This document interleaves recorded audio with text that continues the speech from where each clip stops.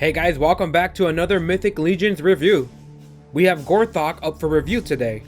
Here we have the front of the package, and on the side we have a picture of him with a little bit of story about him. And on the back we have some pictures of other figures and some lore on the Mythic Legions universe. So let's get them out.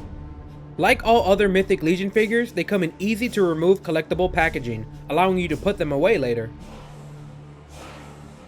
Gorthokk is a cavern orc, more commonly known as the Shadow Orc. They have dark skin that sets them apart from other orc races, and their savage and brutal attacks are feared by even other orcs. Shadow Orcs live deep underground, mining for metal to forge their weapons. The most deadly of the orcs are sent above ground to fight. Gorthokk is an intelligent strategist and has been chosen by his people to represent his race and form an evil alliance with the Covenant of Shadow. Let's look at some detail. Gorthokk's dark leathery skin is nicely detailed. We can see wrinkles all over and a light tan birthmarks on his face. The sculpting is really amazing here. Even small details like his eyelids and lips stand out a lot.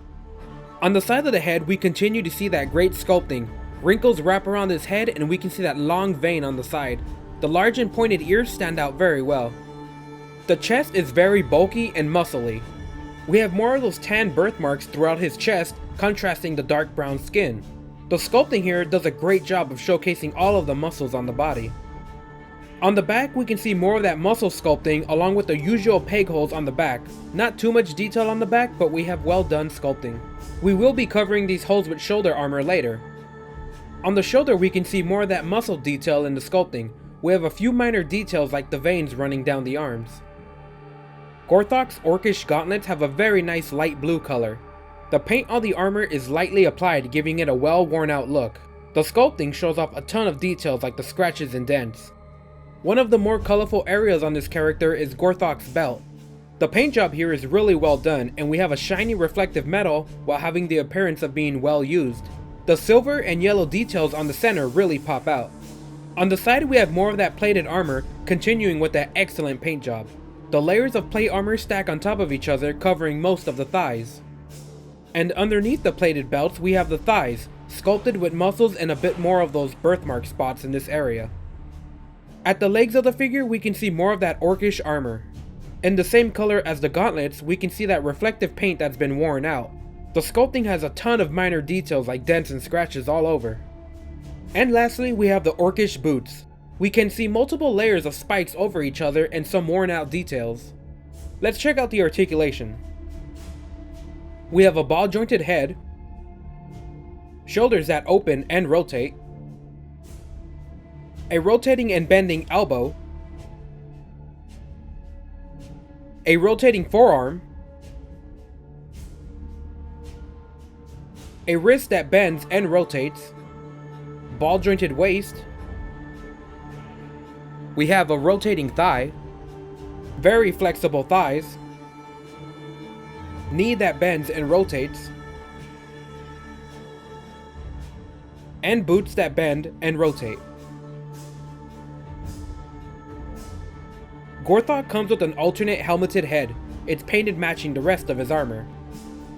Installing the head is as easy as popping out the old head and putting in the new one on. Gorthokk comes with two shoulder pads painted in light blue paint that matches his boots and gauntlets. They have peg holes on them that attach to the back. Installing the shoulder is easy. You match the peg with the socket and snap them into place. Gorthokk has two belts that you strap on across his chest. Using two belts gives a nice looking chest armor effect. We get a single orcish axe. It's really well painted and sculpted. Small details like the leather straps that secure the blade are a nice touch. We also have an orcish longsword. It has a nice curve to the blade and sharp and curvy handles. The blade is detailed with cracks and scratches all over. And lastly, we get a generic short sword. Not as great as the other accessories, but it's nice to have extras. Gorthokk is a very unique character. Normally, this body and head sculpt would be used on a more standard green orc, but the full skin color paint gives them a new unique look. The contrast between the blue armor and the dark skin really makes the armor stand out, and small details like the glowing yellow eyes and the tusk really pop out. The orcish weapon he comes with are a nice addition to the collection. These new weapons are sculpted very well with tons of small details and a great paint job. Gorthokk comes with a good amount of accessories, and the extra head goes a long way in giving the character more value for your money. Mythic Legion figures are really hard to come by. They're not readily available to purchase, and when they are, they sell out very quickly. But the figures are worth the price, and they feel really bulky in your hands and have some decent articulation, and Four Horsemen Studios are always generous with the accessories. If you can find them online at a reasonable price, check them out. Overall, I'm satisfied with Gorthokk. As of this video, there hasn't been any more Shadow Orcs released, so he would be the only Shadow Orc in your collection. Hopefully in the future we can see more of this race. I'm a huge fan of the orcish weapons, and the alternate heads offer a lot of customization options for your figures. If you can, you should get your hands on this figure. He's well worth it. Alright guys, that'll do it for me. More reviews coming out soon and you'll know where to find them. Thanks for watching.